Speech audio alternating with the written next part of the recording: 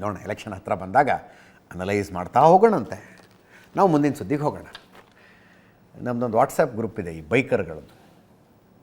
ಅಲ್ಲಿ ಇತ್ತೀಚೆಗೆ ಬರುವ ಜೋಕ್ಗಳ ಪೈಕಿ ನಾನು ನೋಡ್ತಾ ಇರ್ತೀನಿ, ಅತಿ ಹೆಚ್ಚು ಜೋಕ್ಗಳು ಬರೋದು ಭಾರತದ ಟ್ಯಾಕ್ಸ್ ಸಿಸ್ಟಮ್. ಜೋಕಲ್ಲ, ಕ್ರೂಯಲ್ ಜೋಕ್ಗಳು. ಎಷ್ಟು ಟ್ಯಾಕ್ಸು, ಎಂಥ ನಿರ್ಮಲಾ ಸೀತಾರಾಮನ್ ಭಯಂಕರ ಟ್ರೋಲ್ ಆಗ್ತಾರೆ ಆ ಗ್ರೂಪ್ನಲ್ಲಿ. ನಗ್ತಿರ್ತೀವಿ ನಾವು ಅಷ್ಟೇ, ಅಷ್ಟು ಟ್ಯಾಕ್ಸು ಇಷ್ಟು ಟ್ಯಾಕ್ಸು ಅಂತ. ನೋಡಿ ಹೆಂಗಿರುತ್ತೆ ಈ ಟ್ಯಾಕ್ಸ್ ಅನ್ನೋದು. ನೀವು ದುಡಿದ್ರೆ ಟ್ಯಾಕ್ಸ್ ಕಟ್ಟಿ, ದುಡಿದು ಉಳಿತಾಯ ಮಾಡಿದರೆ ಟ್ಯಾಕ್ಸ್ ಕಟ್ಟಿ, ದುಡಿದು ದುಡ್ಡಿನಲ್ಲಿ ಆಸ್ತಿ ತಗೊಂಡ್ರೆ ಟ್ಯಾಕ್ಸ್ ಕಟ್ಟಿ, ಏನು ಬೇಡಪ್ಪ ಮಜಾ ಮಾಡ್ತೀವಿ ಅಂದರೆ ಟ್ಯಾಕ್ಸ್ ಕಟ್ಟಿ ಅಂತ. ನೀವು ಏನು ಮಾಡಿದ್ರೂ ಟ್ಯಾಕ್ಸ್ ಕಟ್ತಾ ಇರಿ ಅನ್ನೋದೇ ಟ್ಯಾಕ್ಸ್ ರೆಜಿಮು. ಇದನ್ನು ಮೋದಿ ಒಂದೊಂದು ಸಲ ಏನೋ ಇದನ್ನು ಹೇಳಿದರು, ಏನು ಟ್ಯಾಕ್ಸ್ ಟೆರರಿಸಮ್ ಅಂತೆಲ್ಲ ಕರೆದಿದ್ರು. ಇರಲಿ, ವಾಟ್ ಎವರ್ ಇಟ್ ಈಸ್. ಹಂಗೆ ನಡೀತಾ ಇರುವಾಗ ಸಂಜೆ ಏಕಾಏಕಿ ಒಂದು ಸುದ್ದಿ ಬಂತು. 15 ಲಕ್ಷದ ತನಕದ ತೆರಿಗೆ ಟ್ಯಾಕ್ಸ್ ಫ್ರೀ 15 ಲಕ್ಷದ ತನಕದ ಆದಾಯ ಟ್ಯಾಕ್ಸ್ ಫ್ರೀ ಆಗಿಬಿಡ್ಬೋದು ಅಂತ. ನಾನು ಫಸ್ಟಿಗೆ ಡೇಟ್ ನೋಡಿದೆ, ಏಪ್ರಿಲ್ 1 ಏನಲ್ವಲ್ಲ ಇದು ಯಾರು ಹಿಂಗೆ ಜೋಕ್ ಮಾಡ್ತಿದ್ದಾರೆ ಅಂತ. ಆಗುವ ಸಾಧ್ಯತೆ ಇದೆಯಾ ಗೊತ್ತಿಲ್ಲಪ್ಪ, ಚರ್ಚೆ ಅಂತೂ ಆಗ್ತಾ ಇದೆ. ರಾಯ್ಟರ್ಸ್ ಸುದ್ದಿ ಸಂಸ್ಥೆಯಲ್ಲಿ ಇದು ಬಂದಿರುವುದರಿಂದ ಇದು ಬರೀ ವದಂತಿ ಅನ್ನೋದಕ್ಕಾಗೋದಿಲ್ಲ. ವದಂತಿ ಅನ್ನೋದಾದರೂ ಚೆನ್ನಾಗಿದೆ ವದಂತಿ. ಫೆಬ್ರವರಿ 1ನೇ ತಾರೀಕು ಬಜೆಟ್ ಮಂಡನೆ ಇರೋದು. ಅಲ್ಲಿ ತನಕ ಇದಾದರೂ ಖುಷಿಲಿರೋಣಂತೆ.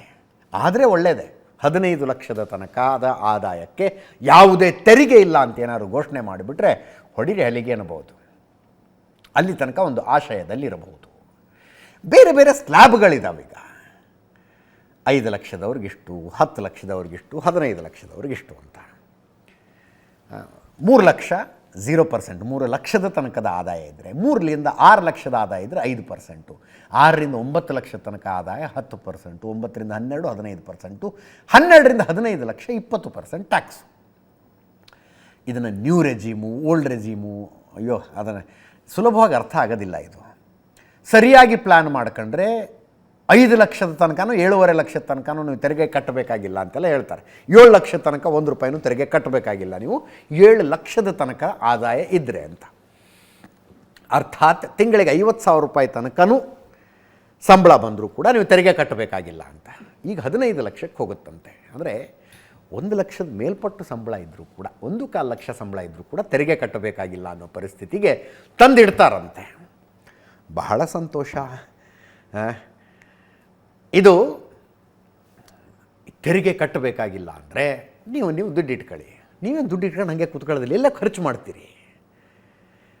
ಡೈರೆಕ್ಟ್ ಟ್ಯಾಕ್ಸ್ ಕಟ್ಟೋದಿಲ್ಲ, ಇನ್ಕಮ್ ಟ್ಯಾಕ್ಸ್, ಇಂಡೈರೆಕ್ಟ್ ಟ್ಯಾಕ್ಸ್ ಆದರೂ ಬರುತ್ತೆ. ಪ್ರತಿ ವರ್ಷ ಏನಾಗುತ್ತೆ, ಬಜೆಟ್ ಮಂಡನೆಯ ದಿವಸ ಇನ್ಕಮ್ ಟ್ಯಾಕ್ಸ್ ಅನ್ನುವ ವಿಷಯಕ್ಕೆ ಬಂದಾಗ ನಾವು ಮೈಯೆಲ್ಲ ಕಿವಿಯಾಗಿಸ್ಕೊಂಡು ಕೂತ್ಕೋತೀವಿ. ನೌಕರದಾರರಿಗೆ, ಸಂಬಳ ತಗೊಳ್ಳೋರಿಗೆ ಅದು ಇಂಪಾರ್ಟೆಂಟ್. ಎಷ್ಟು ಏನೋ ಅದರ ಬಗ್ಗೆನೇ ಇಡೀ ಬಜೆಟ್ ಅನ್ನೋದೇ ಇನ್ಕಮ್ ಟ್ಯಾಕ್ಸ್ ವಿಷಯಕ್ಕೇನೋ ಅನ್ನೋರು ಸರ ಕೂತ್ಕೊಂಡಿರ್ತೀವಿ.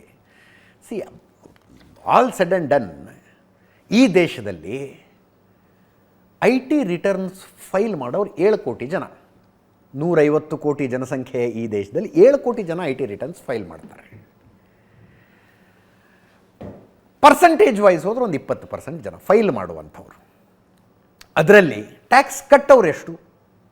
ಫೈಲ್ ಮಾಡಿದವರ ಪೈಕಿ ಟ್ಯಾಕ್ಸ್ ಬ್ರ್ಯಾಕೆಟಿಗೆ ಬರೋರು ಒಂದು 5ರಿಂದ 6 ಕೋಟಿ ಜನ.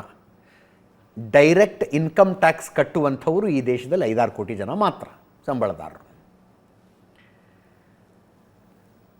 ಇದು 5-6 ಕೋಟಿ ಸಂಖ್ಯೆ ಬಂದದ್ದು ಡಿಮಾನಿಟೈಸೇಷನ್ ಆದಮೇಲೆ.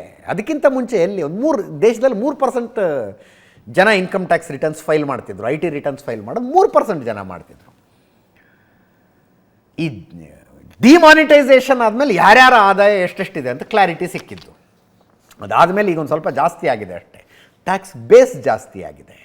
ಒಂದು ದೇಶ ಇರಬೇಕಾಗಿದ್ದು ಹಾಗೆ, ತೆರಿಗೆ ಕೊಡುವವರ ಸಂಖ್ಯೆ ಹೆಚ್ಚಾಗ್ತಾ ಹೋಗಬೇಕು, ವೈಯಕ್ತಿಕವಾಗಿ ತೆರಿಗೆ ಭಾರ ಕಡಿಮೆ ಆಗ್ತಾ ಹೋಗಬೇಕು. ಈಗ 100 ಜನರ ಒಂದು ಸಂಸ್ಥೆ ಅಂದ್ಕೊಳ್ಳಿ, ಊರು ಅಂದ್ಕೊಳ್ಳಿ, 100 ಜನ ಬದುಕ್ತಾ ಇರುವ ಒಂದು ಊರಿನಲ್ಲಿ ಇಬ್ಬರಿಂದ ₹100 ಟ್ಯಾಕ್ಸ್ ಕಲೆಕ್ಟ್ ಮಾಡೋದು ಒಳ್ಳೆಯದಾ, ಅಥವಾ 50 ಜನರಿಂದ ₹2 ಟ್ಯಾಕ್ಸ್ ಕಲೆಕ್ಟ್ ಮಾಡೋದು ಒಳ್ಳೆಯದಾ? ಅಂತಿಮವಾಗಿ ಟ್ಯಾಕ್ಸ್ ಕಲೆಕ್ಟ್ ಆಗೋದು ₹100. ಆದರೆ 50 ಜನರಿಂದ ₹2 ಕಲೆಕ್ಟ್ ಮಾಡಿದಾಗ ತೆರಿಗೆ ಭಾರ ವೈಯಕ್ತಿಕವಾಗಿ ಜನರ ಮೇಲೆ ಕಡಿಮೆ ಆಗುತ್ತೆ. ನೀವು ಇಬ್ಬರು ಸೇರ್ಕೊಂಡು ₹100 ಕೊಟ್ಟುಬಿಡಿ ಅಂದರೆ ಒಬ್ಬೊಬ್ಬರು ₹50 ಟ್ಯಾಕ್ಸ್ ಕಟ್ಟಬೇಕು. ಹಾಗೆ ಅದು ರಾಮಾಯಣದಲ್ಲಿ ಬರುತ್ತಂತೆ. ರಾಮ ವನವಾಸಕ್ಕೆ ಹೋದ ಮೇಲೆ ಭರತ ಹೋಗ್ತಾನಲ್ಲ ಹುಡುಕೊಂಡು, ನಾನು ಇರಲಿಲ್ಲ ಅಣ್ಣ, ಅಯೋಧ್ಯೆಯಲ್ಲಿ ಏನೇನೋ ಆಗಿಬಿಡ್ತು, ಬಂದುಬಿಡು ನೀನು ವಾಪಸ್ಸು ಅಂತ ಗೋಗರಿತಾನು ಭರತ. ರಾಮ ಸಾಧ್ಯನೇ ಇಲ್ಲ ಅಂತಾನೆ. ಅಪ್ಪನಿಗೆ ಕೊಟ್ಟ ಮಾತದು, ನಾನು 14 ವರ್ಷ ಕಾಡಿನಲ್ಲೇ ಇರೋನು ಅಂತ. ಇನ್ನೂ ರಾಮ ಬರೋದಿಲ್ಲ ಅಂತ ಗೊತ್ತಾದ ಮೇಲೆ ಭರತ ಕೇಳ್ತಾನಂತೆ, ನಾನು ರಾಜ್ಯ ಹೆಂಗೆ ನಡೆಸಬೇಕು, ಹೆಂಗೆ ನಡೆಸ್ಕೊಂಡು ಹೋಗಲಿ ನಾನು ರಾಜ್ಯವನ್ನು, ನನಗೊಂದಷ್ಟು ಮಾರ್ಗದರ್ಶನ ಮಾಡು ಅಂದಾಗ ಟ್ಯಾಕ್ಸ್ ವಿಷಯ ಬರುತ್ತಲ್ಲಿ. ರಾಮ ಹೇಳ್ತಾನಂತೆ, ತೆರಿಗೆ ಹೆಂಗೆ ತಗೋಬೇಕು ಅಂದರೆ ದುಂಬಿ ಹೋಗು ಹೂವಿನಿಂದ ಮಕರಂದ ತಗೊಂಡಂಗೆ ತಗೋಬೇಕಂತೆ. ಮಕರಂದ ತಗೊಂಡಂಗೆ ಹೂವಿಗೆ ಏನೂ ನಷ್ಟ ಮಾಡೋದಿಲ್ಲ ಅದು. ದುಂಬಿ ಬಂದು ಹೂವಿನ ಮೇಲೆ ಕೂತ್ಕೊಂಡು ಮಕರಂದ ತಗೊಂಡು ಹೋಗಿದ್ದು ಹೂವಿಗೆ ಏನೂ ನಷ್ಟ ಅಲ್ಲ, ನೋಡೋರಿಗೆ ಹಿಂಸೆ ಅನಿಸೋದಿಲ್ಲ, ಪ್ರಕೃತಿ ಎಷ್ಟು ಚೆನ್ನಾಗಿ ನಲಿತಾ ಇದೆಯಲ್ಲ ಅಂತ ಅನಿಸುತ್ತೆ. ಆದರೆ ಆ ದುಂಬಿ ಹೋಗಿ ಜೇನು ಮಾಡಿ, ಜೇನುನೊಣ ಹೋಗಿ ಜೇನು ಗೂಡು ಕಟ್ಟಿ ಜೇನು ತುಪ್ಪ ಮಾಡಿ ಆ ಜೇನು ಸಿಗುತ್ತಲ್ಲ ಜನರಿಗೆ, ಅದರ ಆಹ್ಲಾದ ಸಂತೋಷನೇ ಬೇರೆ. ತೆರಿಗೆ ಅನ್ನೋದು ಹಂಗಿರ್ಬೇಕು ಅಂತ. ತಗೊಂಡಿದ್ದು ಗೊತ್ತಾಗಬಾರ್ದು, ಕೊಟ್ಟಿದ್ದು ಮಾತ್ರ ಭರ್ಪೂರು ಗೊತ್ತಾಗಬೇಕು. ಇನ್ನೊಂದು ಉದಾಹರಣೆ ಬರುತ್ತೆ. ಸೂರ್ಯ ಸಮುದ್ರದ ಮೇಲೆ ತನ್ನ ಬಿಸಿಲನ್ನು ಹಾಕಿ ಸಮುದ್ರದ ನೀರನ್ನು ಆವಿ ಮಾಡಿ ಮೋಡಗಳನ್ನಾಗಿಸುವ ಪ್ರಕ್ರಿಯೆ ಇದೆ ನೋಡಿ, ಯಾರಿಗೂ ಗೊತ್ತೇ ಆಗೋದಿಲ್ಲ ಅದು ಹೆಂಗಾಯಿತು ಅಂತ ಗೊತ್ತಾಗೋದಿಲ್ಲ. ಅದು ಯಾವಾಗ ಬಿಸಿಲು ಬಿತ್ತು, ಯಾವಾಗ ನೀರು ಕಾಯ್ದು ಆವಿ ಮೇಲೆ ಹೋಯಿತು, ಮೋಡಾಗ ಯಾವಾಗ ಗಟ್ಟಿತು ಗೊತ್ತಾಗೋದಿಲ್ಲ. ಬಟ್ ಮಳೆ ಸುರಿದಿದ್ದು ಮಾತ್ರ ಎಲ್ರಿಗೂ ಗೊತ್ತಾಗುತ್ತೆ. ಹಂಗಿರ್ಬೇಕು ತೆರಿಗೆ ಅಂತ. ನೋಡೋಣ ಇದನ್ನು. We are very curious, hopeful. 15 ಲಕ್ಷದ ತನಕ ಆದಾಯ ಶೂನ್ಯ ತೆರಿಗೆ ಆದರೆ 5 ರಿಂದ 6 ಕೋಟಿ ಜನ ಸಂತೋಷ ಪಡ್ತಾರೆ. 5 ರಿಂದ 6 ಕೋಟಿ ಜನನೂ 15 ಲಕ್ಷದ ತನಕದ ಆದಾಯ ಅಲ್ಲ, ಅದಕ್ಕಿಂತ ಜಾಸ್ತಿ. ಒಟ್ಟಾರೆ ಖುಷಿಯಾಗೋರಂಥ ಒಂದು 2-3 ಕೋಟಿ ಜನ ಇರ್ಬೋದಾ? ಅವರ ಹತ್ರ 20% ದುಡ್ಡು ಉಳಿಯುತ್ತೆ. ಅವ್ರು ಇನ್ನೆಲ್ಲೋ ಖರ್ಚು ಮಾಡ್ತಾರೆ. ಆರ್ಥಿಕತೆ ಚೆನ್ನಾಗಿ ನಡ್ಕೊಂಡು ಹೋಗುತ್ತೆ. ಮುಂದಿನ ಸುದ್ದಿಗೆ ನಾವು ಹೋಗೋಣ.